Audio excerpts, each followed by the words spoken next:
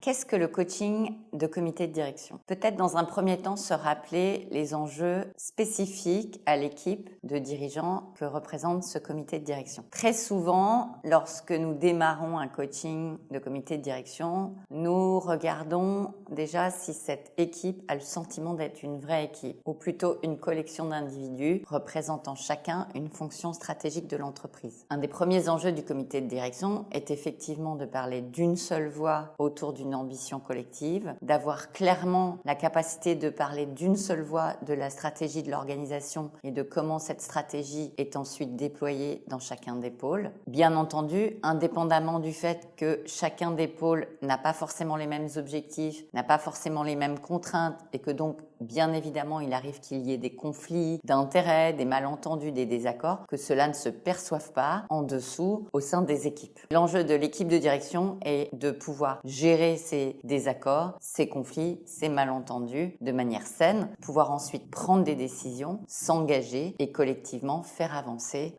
le projet d'entreprise. Donc si l'on regarde les 5 axes sur lesquels peut travailler un coach avec un comité de direction, c'est tout d'abord axe 1, l'axe de l'ambition, de la vision collective. Qu'est-ce qui nous réunit et qu'est-ce qu'on doit réussir ensemble à la fin de cette année, à 3 ans, à 5 ans, autour de cette table de comité de direction, est-ce que chacun est aligné sur cette ambition commune? Et donc ça peut prendre un certain temps de partager les perceptions, de regarder ce qui est prioritaire, de regarder la différence entre stratégie et ambition. Et donc, le rôle du coach, c'est de faire accoucher cette ambition et cette vision commune et que tout le monde puisse dire « oui, c'est ça qu'on veut réussir ensemble ». Le deuxième enjeu, c'est de pouvoir mettre en place un espace de prise de parole libre, authentique, où les gens peuvent se frotter leurs idées, leurs convictions, leurs envies, leurs craintes et que tout ça soit bien frotté pour que les décisions qui soient prises, elles soient prises en connaissance de cause. Une bonne décision, c'est une décision qui a été décidée par la confrontation positive, c'est-à-dire que chacun a pu mettre ses envies, ses besoins, ses idées, ses convictions